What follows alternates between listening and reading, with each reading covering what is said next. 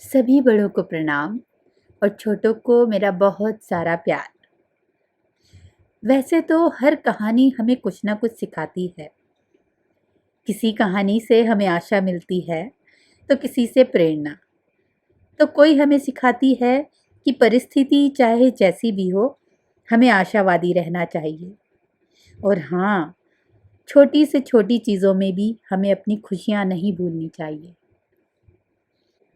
तो इसी शुरुआत के साथ आज की कहानी शुरू करते हैं।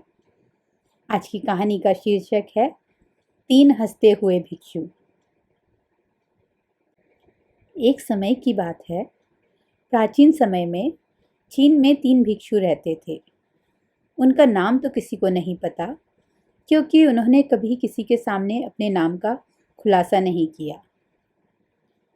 चीन में वे तीन हंसते हुए भिक्षु के नाम से जाने जाते थे। वे हमेशा एक साथ यात्रा करते थे। वे सिर्फ हंसने के अलावा कुछ भी नहीं करते थे। वे कभी किसी के साथ बात नहीं करते थे, बस हंसते थे।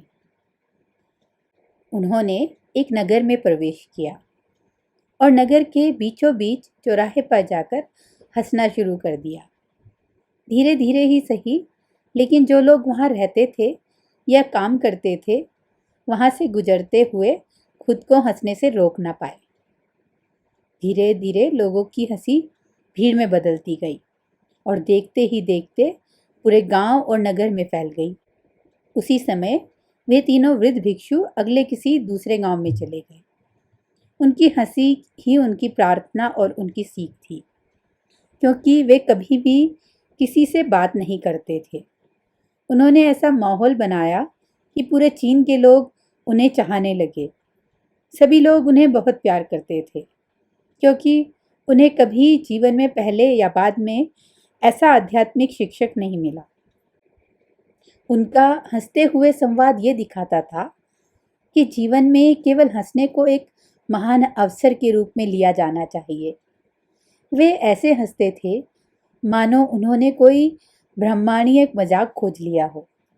इस प्रकार वे कई सालों तक यात्रा करते रहे और हंसते रहे और अपनी हंसी से पूरे चीन में खुशियां बिखेरते रहे।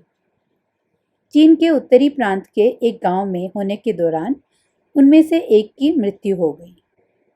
लोग सुनकर चौंक गए और दूर दूर से घर खेत खाली छोड़कर केवल दो भिक्षुओं की इस घटना पर प्रतिक्रिया देखने के लिए भागे चले आए।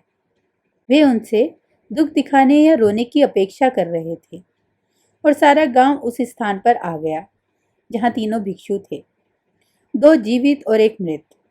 लेकिन शेष दो भिक्षु और जोर से हंस रहे थे। वे हंस रहे थे और हंसी को रोक नहीं पा रहे थे। कुछ लोग जो इस घड़ी में सहायता कर रहे थे, अविश्वास में उनके पास पहुंचे और उनसे पूछा कि वे अपने मित्र के लिए शोक क्यों नहीं कर रहे। उनमें से एक भिक्षु ने जवाब दिया, क्योंकि कल आपके गांव के रास्ते में उसने एक शर्त रखी थी कि हम में से जो अन्य दो को हराएगा और पहले मर जाएगा, वह जीत जाएगा। और वो पुराना खिलाड़ी निकला। उसने एक वसीयतनामा भी तैयार किया था। अंतिम संस्कार की चिता पर रखने से पहले मृतकों को नहलाने और उनके कपड़े बदलने की परंपरा है।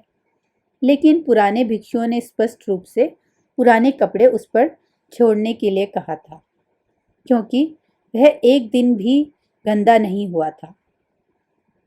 मैंने अपनी हंसी के माध्यम से इस दुनिया की किसी भी गंदगी को मुझ पर पहुंचने नहीं दिया, ऐसा उनके वसीयतनामे में कहा गया था। तो उस भिक्षु का शरीर उसी वस्त्र समेत चिता पर रखा गया जो उसने आने के समय पहना हुआ था। और जैसे ही आग जली, सभी को विस्मित करते हुए आग उसके कपड़े पकड़ने लगी और अचानक 100 रंगों की आतिशबाजी ऊपर नीचे और चारों दिशाओं में धधक उठी। और अंत में वे लोग जो वहां इकट्ठा हुए थे, उन दो बुद्धिमान व्यक्ति की हंसी में भी शामिल हो गए। हम जीवन में देखें तो हमारे जीवन में केवल यही कारण हो सकता है कि हम इस धरती पर हैं, इसलिए हम हंस सकते हैं और हंस सकते हैं और हंस सकते हैं। आनंद और हंसी का अनुभव करना कभी बंद न करें।